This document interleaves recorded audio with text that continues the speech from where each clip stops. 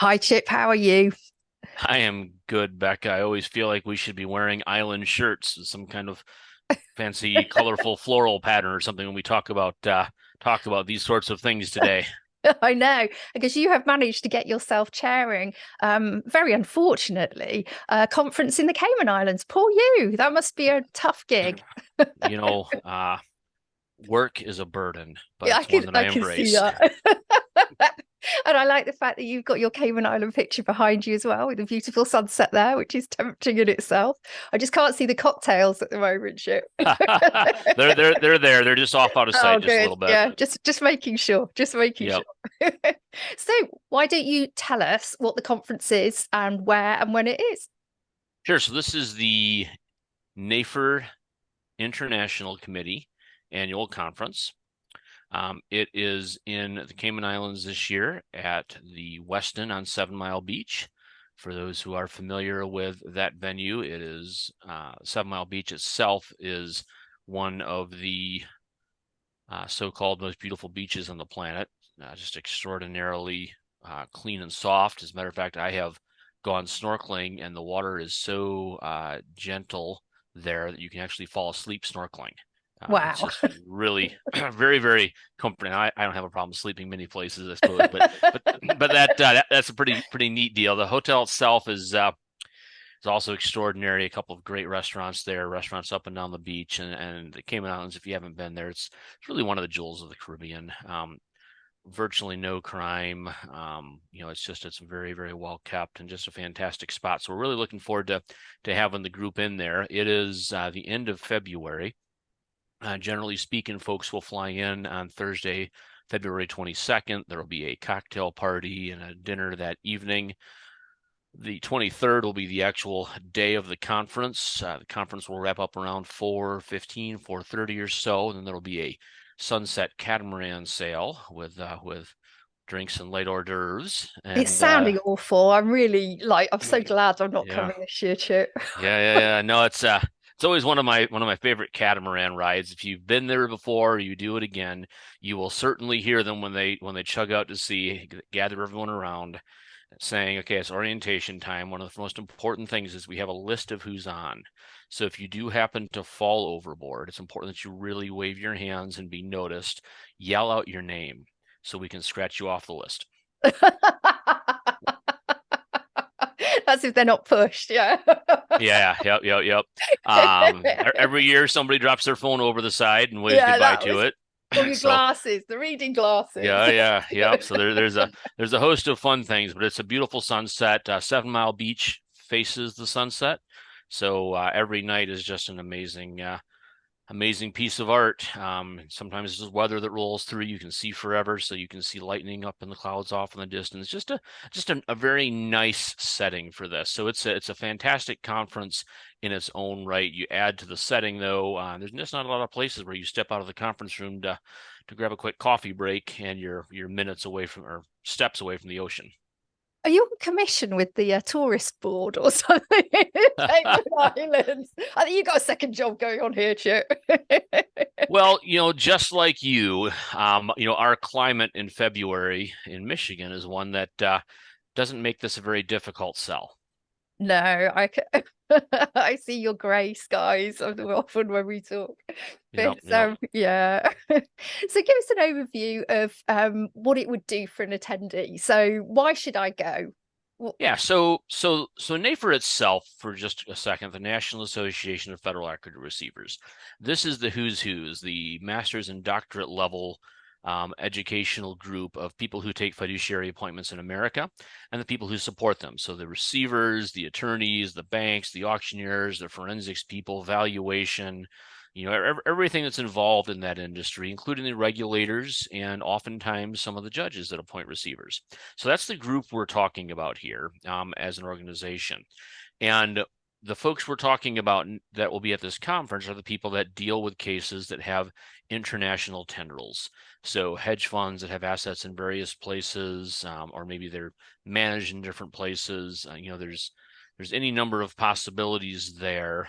That'll be the NAFER cadre. So those are people who take appointments that have cross-border interests or activities. Those attorneys that help them out, the auctioneers, again, the forensic people, the IT people, all the different folks that are involved in servicing those will be from the US side, but then we'll also bring in a huge international cadre. And that's really how this all got started. It was the idea of helping the US domestic people become better friends and get to know the foreign professionals, so that even when we have cases where we're adverse, there's a base of a relationship there. You got people Right. on the speed dial, you can text them, you can reach out.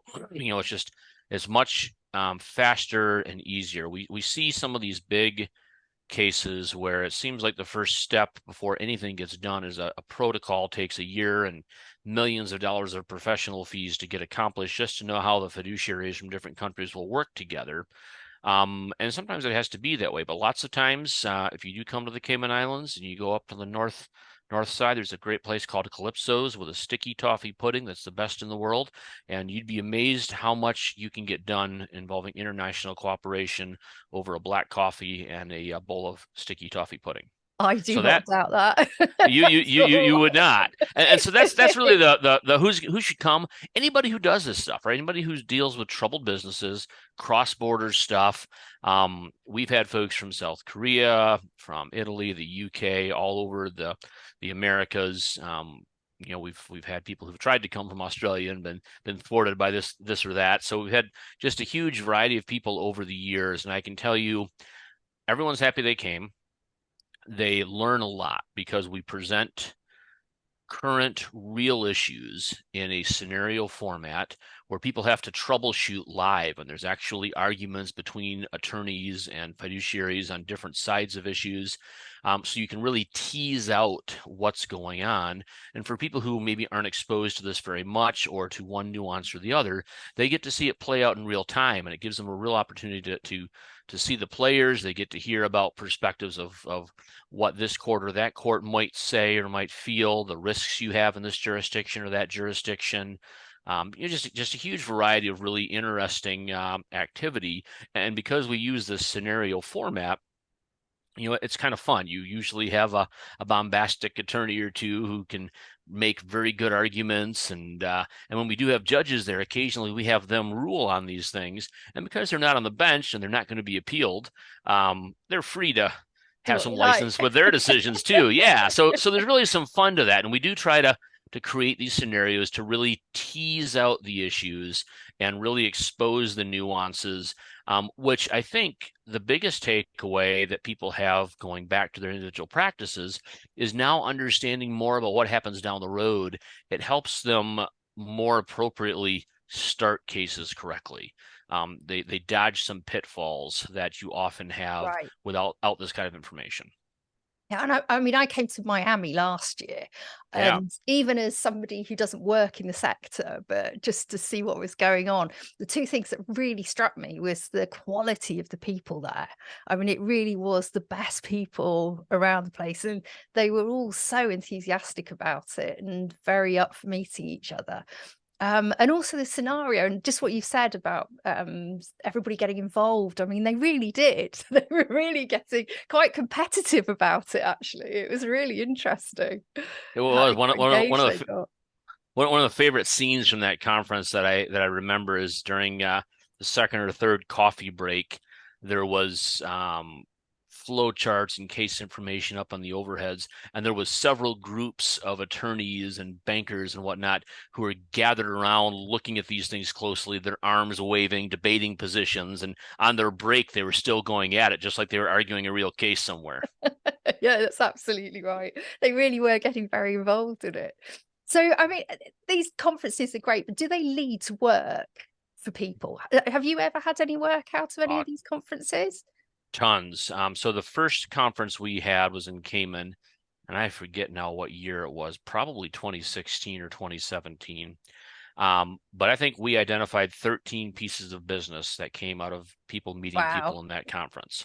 A lot of times, we all have clients with stuff going on, and sometimes we're not quite sure what to do with it. And so you meet people, you hear things that just ring a bell, where it's just right on point with the facts in your case, and they've got a solution or an idea that you hadn't thought about, and so you connect the dots. And so we even in this Zoom world, even as we've gotten so much better at being remote, there's still an element of must be present to win. And so when you're present with people, you spend dinner and a cocktail night with them, you spend all day in the conference, you have a catamaran cruise. There's a lot of interaction time. There's lots of times for me to come up next to you and say, you know, I want to really pick your brain about something. You seem like you're in the asset tracing world, and I've got a client with a problem. It's been around for a while. We're not sure what to do. And that person you talk to has ideas. And so you know, we've seen a lot of different things happen. Just generating right at the conference. We've also then seen situations where somebody gets an appointment down the road a year or two, and they need counsel in Cayman or South Korea or wherever, Yeah. and they've met people, and so that's Yes. intuitively their first phone call is to someone they actually know, and so that's part of the power of this is just, you know, making sure that you're networking. And for our friends who are not from the U.S., there is no greater collection of the movers and shakers and U.S. appointment takers that deal with international stuff than will be in Cayman on the 22nd and 23rd. If those are people that you need to meet and get next to, that's where they're going to be. Yeah, and the social aspects were great. I mean, I got to meet absolutely everybody at the conference. It gives you so much access because there's quite a lot of social activity built Yeah. in, as you say. So it was very good for that. So if you were going to give somebody the one big reason to come along to this conference, what would it be? The people are going to meet. I mean, that's the number one thing. You're going to make connections. You're going to have relationships. You're going to actually see people in their element. Um, and so you get a feel for how they fit with you. They'll get a feel for how you fit with them. I mean, that's the biggest reason. Is, as I say, there's very few times that this group of people is in the same place at the same time. Now, they're there at the annual NAFER conference, but they're also there with several hundred people who don't do international stuff. So it's harder to kind of Yeah, pick and choose. This is really a distilled group of the cream of the crop. excellent. So if people want to get hold of you to ask any questions, where should they find you? Well, they can always get me on LinkedIn. They can catch me at my email at raymondchip.hobecky@raymond.com. Either one of those things are fine. NAFER.org, NAFER.org. That's where you're going to find the sign up for this conference, and you know, you'll also find some information in there on some of the logistics. Our room block rate is a pretty significant discount from the rack rate and came in Yeah, that time of year. I I think can it's imagine. good for a few days before and after the conference. So, you know, we have some folks who, you know, they'll just jet down and they'll just laser locked on target, be there for the professional world. We have others who will bring their families, and you know, they'll do a few family days before and a few family days after. So you know, there's a lot of variety of folks. Again, if you are from someplace where it's cold that time of the year, it is not that hard to sell. So, Chip, explain to me what the sort of format of the content is. We talked about the Sure. conference, but what about the content? Sure, I'm glad you were there last year because you'll help me communicate this well. It's a very different format than the normal conference. You know, the normal conference you have 3 or 4 speakers, 4 or 5 panels during the day. Great information is disseminated. We do it a little bit differently here. We actually create a scenario, and so for this year's scenario, the simulation is based off of a fictional company that 5 friends started years ago. They created a South Dakota Topco. Each of the friends was in a different big geography. So one's in Dallas, one's in Cayman, one's London, one's Singapore, and one's Johannesburg. So we got the continents covered. And they started off pooling their own personal money, flipping things, trading on the margins. So trading, you know, foreign currency exchange margins, working interest for various natural resources like oil and gas leases, things like this. As it goes along, they made a lot of money. They had friends and family that started wanting to get in, so they pulled it. It grew, continued to do well, and eventually took it public and took in public donations.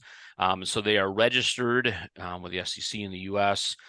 Cayman, Cayman, registered in London and Singapore, not registered in Johannesburg, interestingly enough. As time goes on, they begin to have a little bit of trouble meeting redemption requests. Some other assets are longer term. Some of them are just bad bets and they lose money on. So they take out a large line of credit, and they use that to mitigate shortfalls when they need to. That line of credit is at the topical level in South Dakota, but is cross-collateralized supposedly by everything in the portfolio, whether it originates in any of those different geographies. As crypto comes along, they really get heavy into crypto, and so where a scenario comes in is they're defaulting on redemption creditor requests.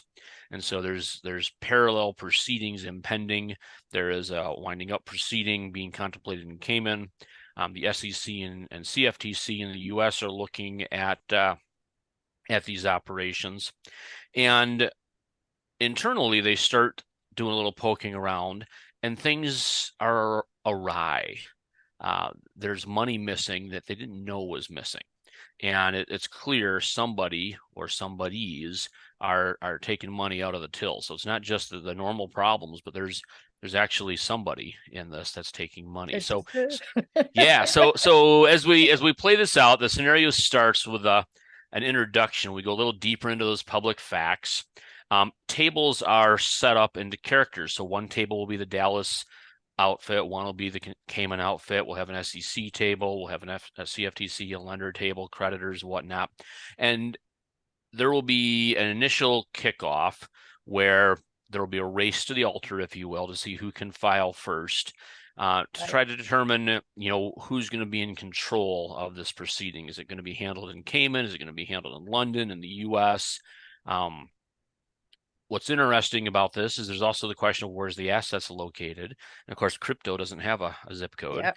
And so that's a different calculus than normal. So there's this initial scrap over who's going to be in charge, who gets what assets, probably a race to grab assets and try to claw them into this proceeding or that proceeding.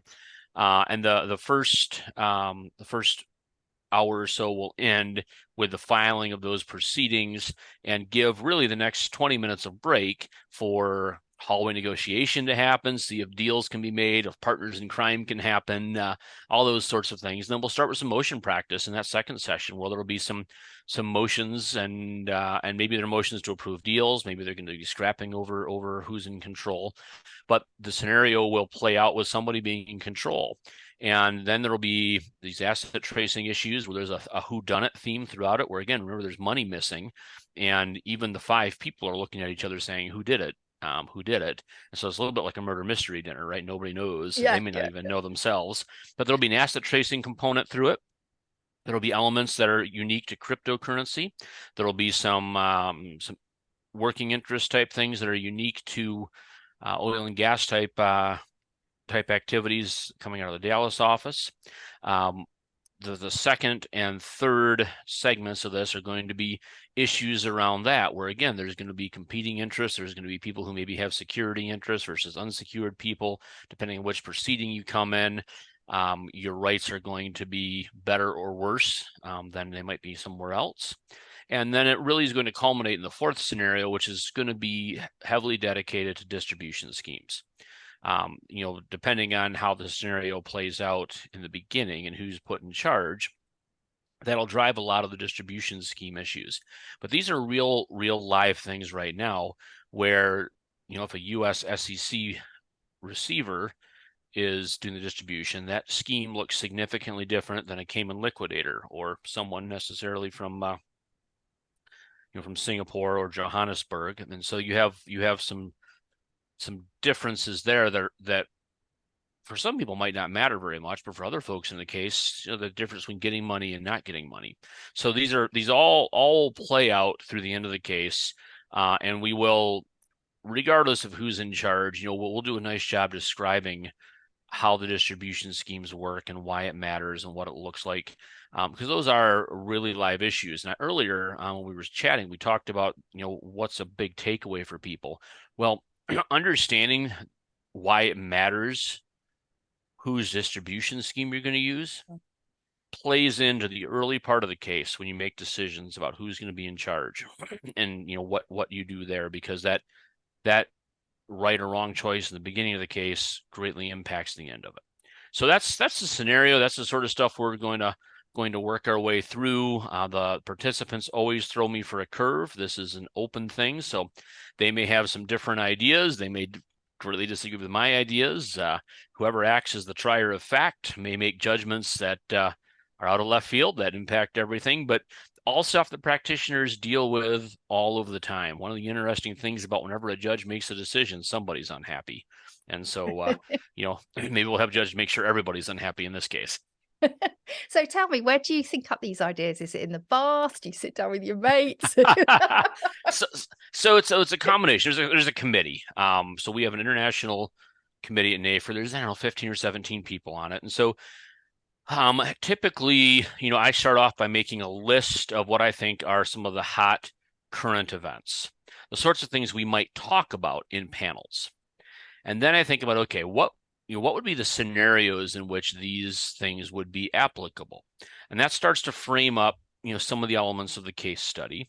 I think about the jurisdictions and how they might interplay. And so I usually will dummy up that part of this where I start off with how we're going to create a simulation, and it's heavily drawn on existing things, right? There's a lot of these large landmark cases where you can pull different elements out of and borrow fact patterns. And so I draft that, and then I run it in front of the committee, and the committee edits me. It's mostly lawyers. They're very good at redlining my work. And so, You should they will never to put anything in front of lawyers. No, I do all the time. It gives me better results. But so, they give me some real good critical thinking. Excellent. They add to the scenarios.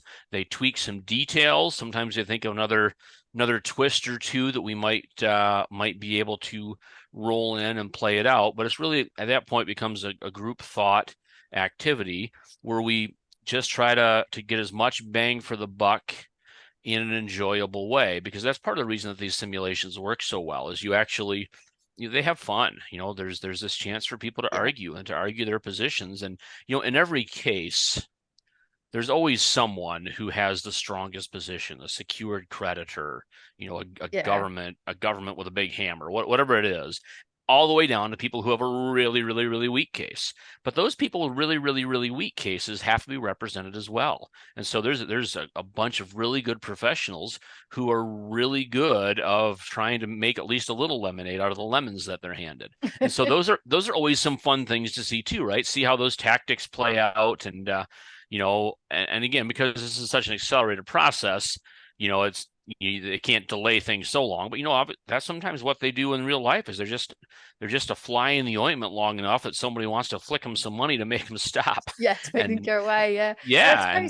I suppose they can actually try out things that they can't do on real cases, and see the kind of reactions they get as well. Yeah, or they can try things they know don't work in real cases, and but are satisfying. So so there's a lot of that jousting that goes on, and that's what is kind of fun. And there are some genuine disagreements. There are people who just feel super strongly about how something should or shouldn't happen, or how it would or wouldn't happen, and it's instructive for that to play out in front of everybody. I mean, everybody who's here, as you mentioned, they're fantastic people, they're fantastic professionals, and they're not shy. Oh, that's great. So when's the Hollywood film of this coming? You got the script going. Every year they pressure me to make sure it's the best one ever. So I don't know. There'll be some point where it's as bestest as it's going to be, and that'll be when the film comes. It is a great simulation for training, though. It really is. There are people every year who come who just have a toe in this water, and they come away with just a much deeper appreciation and understanding. It doesn't mean that they know everything, but they get exposed to a lot of things, and they get to meet the people that they can call for resources. So it's probably quite good for younger people coming up to sort of get a first taste of it as well, wouldn't it? Yeah, it can be. They sometimes can be a little bit overwhelmed because you get somebody who's 30 years in who's aggressive and super not shy, and sometimes they can control a little bit of things. But we try to leave it open for people to ask questions. There's no such thing as a bad question. One of the things that you'll hear from me throughout this process is I have a ton of ideas, most of which are awful. And so I'll share them, and I don't mind being told this one's awful or that one's awful, or this one should be this way or that one should be this way. And that's the same thing that happens in this setting where, we have young people who ask some questions that maybe they should know or could know. That's a great chance to get them educated, and they aren't penalized for it.